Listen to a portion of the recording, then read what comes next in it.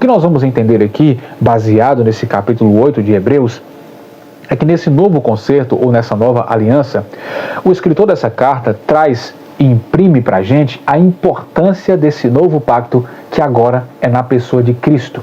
Ele traz para a gente que os sacerdotes antigos, os levitas, esse sacerdócio agora foi afastado pela cruz de Cristo. É em Hebreus capítulo 8 que vai nos mostrar que em Cristo está o sacerdócio celestial e não o sacerdócio terreno. Mas antes de continuarmos, você já sabe, se você é novo, se inscreva no canal, ative o sininho para não perder as próximas aulas, deixe o like, é gratuito e você vai estar ajudando esse canal e coloque aqui nos comentários o que você tem achado.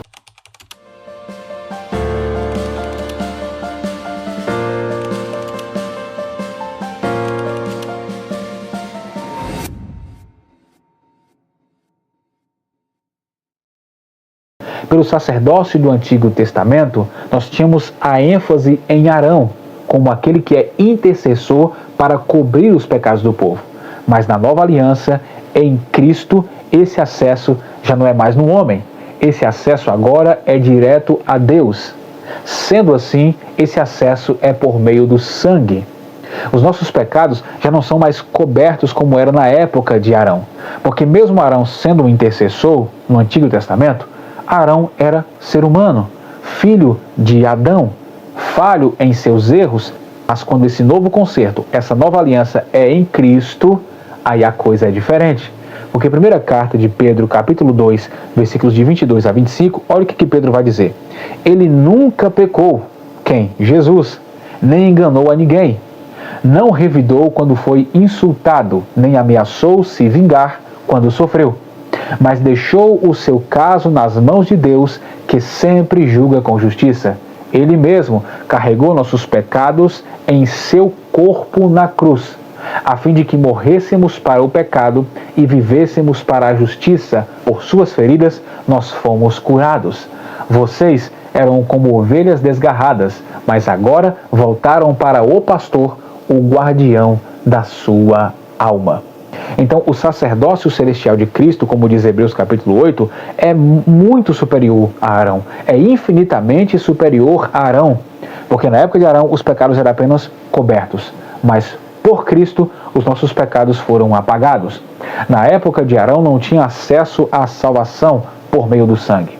Mas, através de Cristo, temos acesso à salvação, como Pedro vai dizer.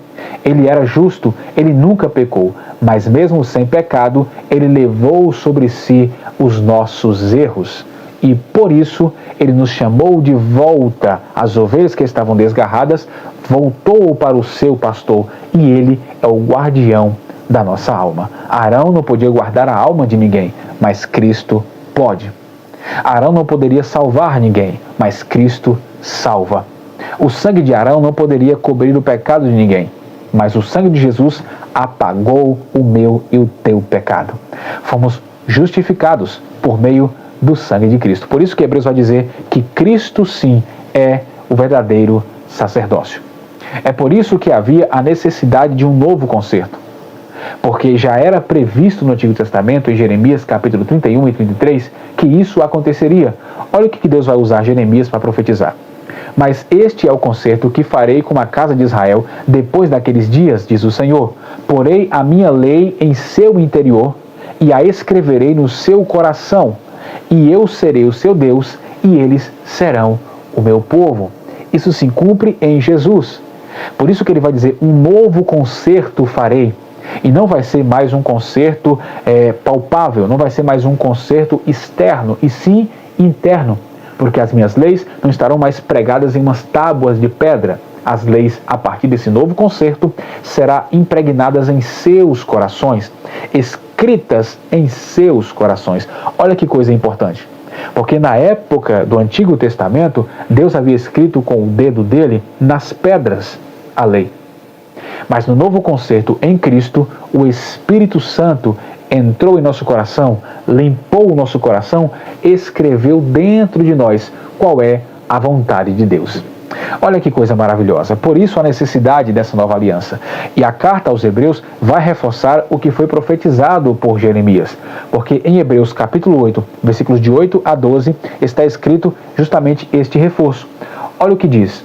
Mas quando Deus viu que seu povo era culpado, disse: está chegando o dia, diz o Senhor, em que uma nova aliança com o povo de Israel e de Judá será feita, e não será como a aliança que fiz com os seus antepassados, quando os tomei e os conduzi para fora da terra do Egito. Não permaneceram fiéis na minha aliança, e por isso dei as costas, diz o Senhor. E esta é a nova aliança que farei com o povo de Israel depois daqueles dias, diz o Senhor. Porei as minhas palavras, porei as minhas leis em sua mente e as escreverei em seu coração. Serei o seu Deus e eles serão meu povo. O versículo 11. E não será necessário ensinarem a seus vizinhos, a seus parentes, dizendo: você precisa conhecer o Senhor. Porque todos, desde o mais humilde até o mais importante, todos me conhecerão. Essa nova aliança veio tornar conhecido o favor de Deus. Se era algo que era recluso no Antigo Testamento, o novo concerto trouxe às claras.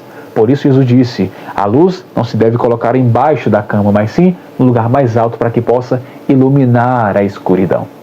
Na segunda carta de Paulo aos Coríntios, capítulo 3, versículos 13 e 14, Paulo vai dizer: não somos como Moisés, que cobria o rosto com um véu para que os israelitas não vissem a glória, embora ela estivesse desvanecendo.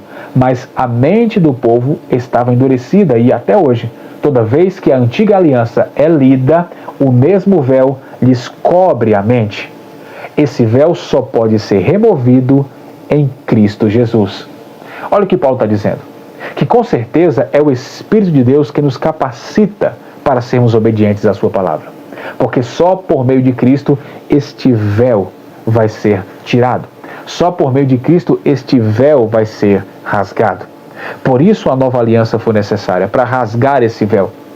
Para que essa glória não fosse encoberta, mas que ela fosse exposta. A glória do Senhor foi exposta para que todos vissem, para que todos enxergassem e assim obedecessem à voz de Deus. Este sempre foi o desejo de Deus, o desejo de estabelecer uma nova aliança com seu povo em todos os cantos. Mas para isso era necessário abrir um caminho, liberar esta passagem, restabelecer a conexão.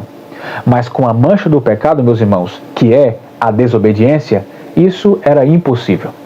Esta possibilidade de liberar a passagem, de reabrir esse caminho, de tornar possível este relacionamento com Deus, isso só foi concretizada em Cristo.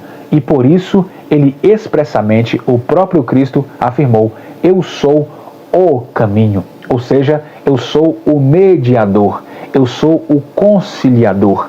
E ninguém vem ao Pai a não ser por mim.